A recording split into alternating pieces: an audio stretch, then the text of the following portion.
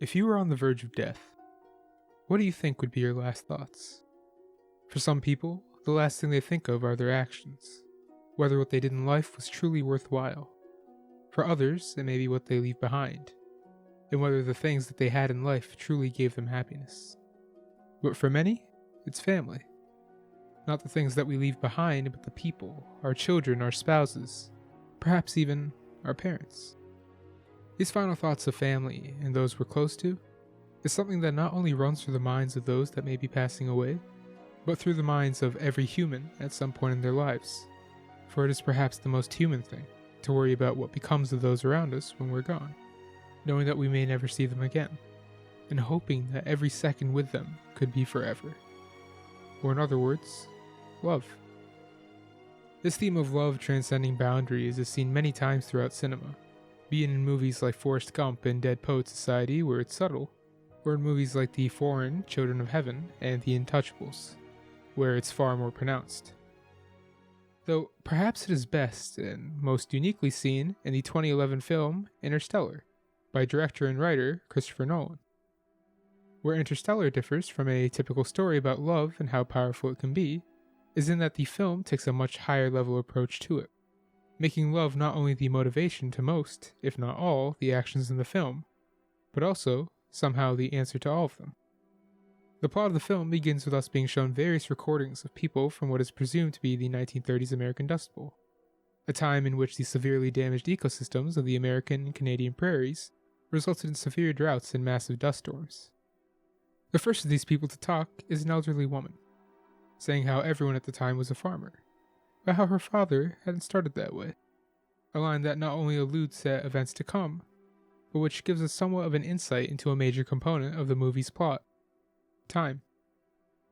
From here, we are introduced to our main character, Cooper, a retired NASA test pilot and engineer turned farmer, his father-in-law Donald, and his two children, Murph and Tom.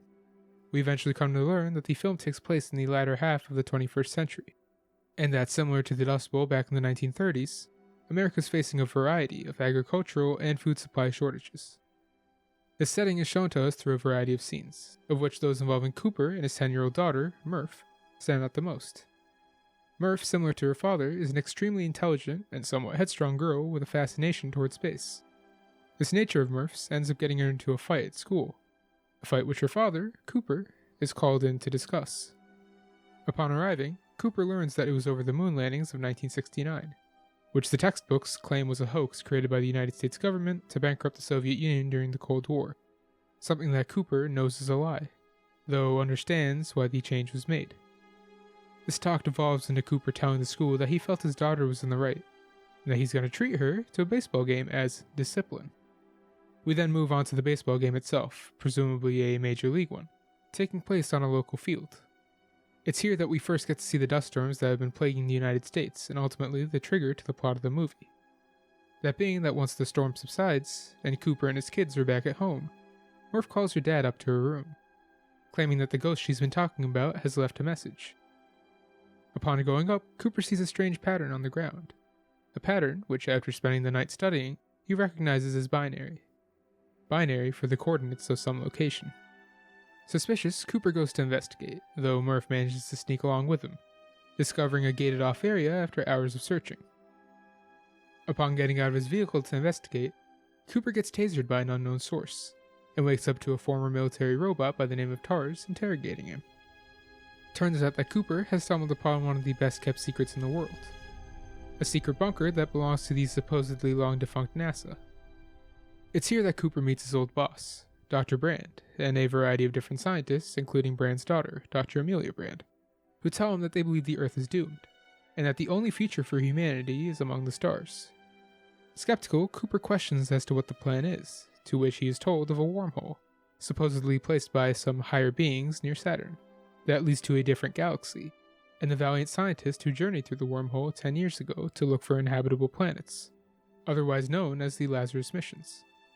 Cooper is then subsequently told of the follow-up mission to go to those planets and find out if they are habitable, with Plan A being to succeed and discover a new home for humanity, wherein the older Dr. Brand will figure out a gravity equation to get massive Ark-like ships off of Earth, and Plan B being to repopulate the new planet with frozen embryos. Upon being told this, Dr. Brand also asks Cooper to be the pilot for the mission, saying that the other pilots have never even left the simulator, and that Cooper is their best bet. To this, Cooper reluctantly agrees, but only to Plan A, as he doesn't want to leave his children behind on a dying planet. That following night, Cooper returns home with Murph, being told by Donald that what he's doing is the right choice, but that he needs to set things right with Murph before he goes. The next morning, Cooper attempts to comfort his sobbing daughter, giving her a watch, saying how it's to compare time, because when he returns, he may very well be the same age as her. Distraught by this, Murph begins to tell Cooper that he needs to stay, and that her bookshelf keeps telling her, stay. Cooper disregards this, however, even as the book falls as he leaves, and drives away to the NASA base, with Murph running after him one last time. From here, the movie shifts into its second act, one where we meet the various scientists and robots who will be joining Cooper on their journey towards the wormhole and beyond, a journey that takes approximately 2 years. Once at this wormhole, we get a glimpse of these so-called higher beings, as the ship, henceforth referred to as the Endurance, passes through it, with Dr. Amelia Brand referring to it as a handshake. As the Endurance emerges from the wormhole, we get our first glimpse at the center of the solar system, the black hole Gargantua, as well as the 3 planets that were identified by the Lazarus missions as hospitable, with signals being sent out from the respective planets.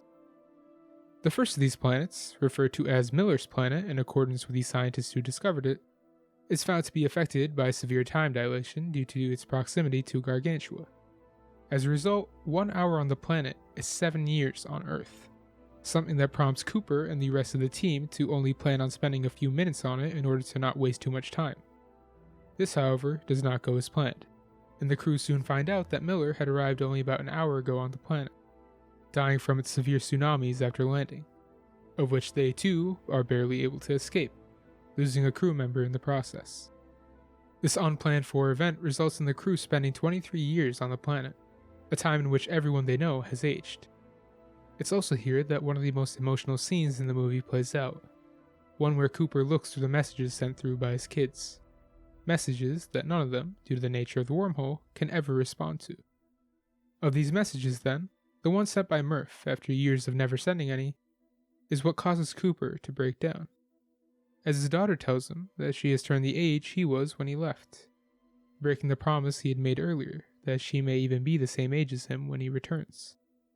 Soon after this, we come to learn that Murph is now working for Dr. Brand, aiding him in solving the gravity equation, though he is now 90 years old and doesn't have much time left.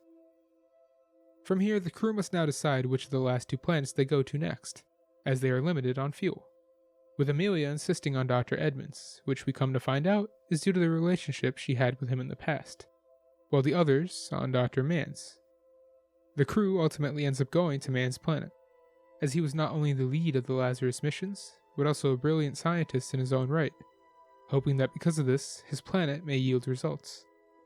While this part of the plot plays out, we also come to learn, initially from a dying Brand, that in all reality, Plan A had been a complete sham, and that by Dr. Mann's own admission later on, the equation had been solved years ago and found to be impossible to complete without the data from inside a black hole, hence making the Lazarus missions a one-way trip.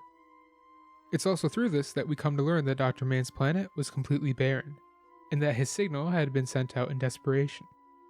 Though this is only found out by Cooper after he's attacked by Mann, and Mann attempts to hijack the mission from him, asking him a very similar question to the one asked at the beginning of this video while Cooper chokes out. In his attempt to do all of this, however, Dr. Mann fails, killing himself in the process, though not without damaging the ship that the crew arrived in and killing another member. This damaging the ship results in the life support systems failing and Cooper and Amelia being left with no options but to use Gargantua as a slingshot to get to Dr. Edmonds' planet, a feat that will add 51 years to their trip.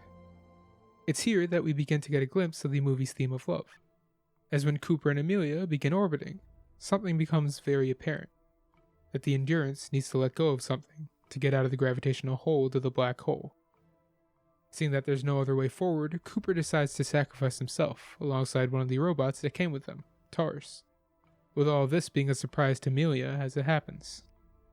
In the process of being thrown off the ship in one of the shuttles, Cooper tells Amelia that him and Tars will try their best to transmit whatever data they can from the black hole before they're torn apart, hoping that maybe he can help the people back on Earth before his demise. After a brief moment of the shuttle being torn apart, Cooper is instructed to eject himself from the ship by the computer, something he reluctantly does.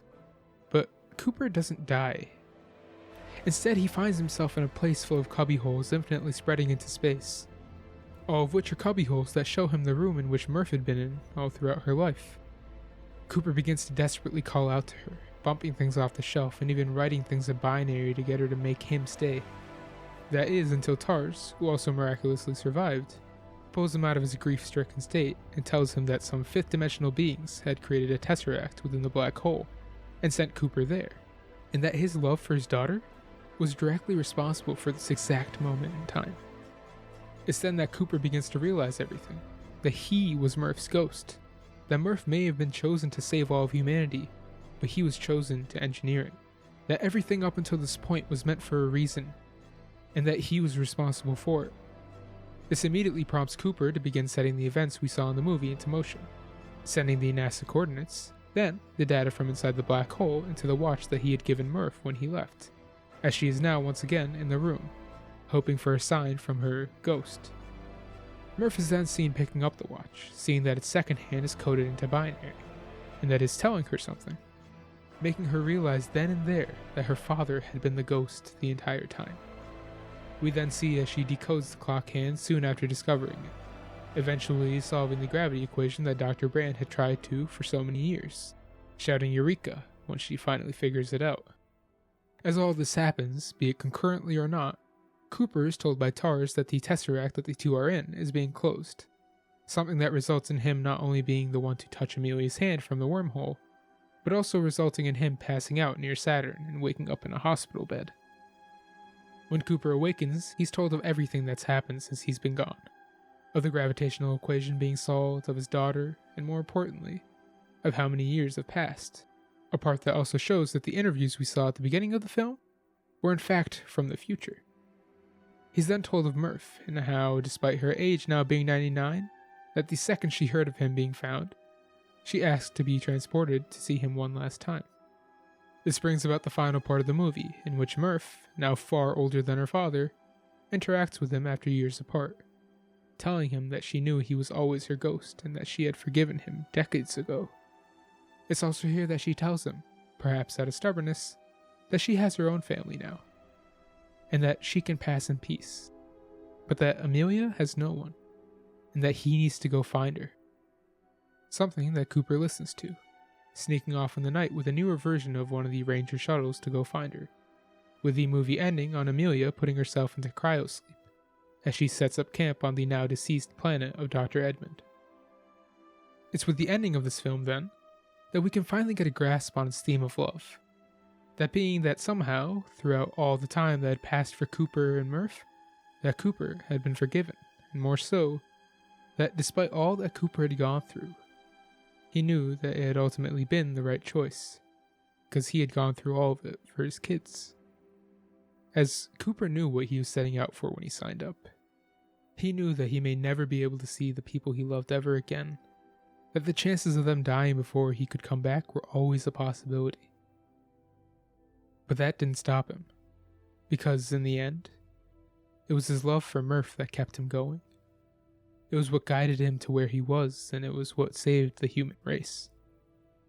In this way, we can see Cooper's journey as similar to a person moving on from the death of a loved one, knowing that they may never see that person again, that the time that they have with that person is limited, but at the same time, knowing that love is the one thing that will always persist, that the person may be gone, but they will live on through the people they knew, and that in the end, it will be our love for those around us that not only guides our futures, our pasts, but our presents.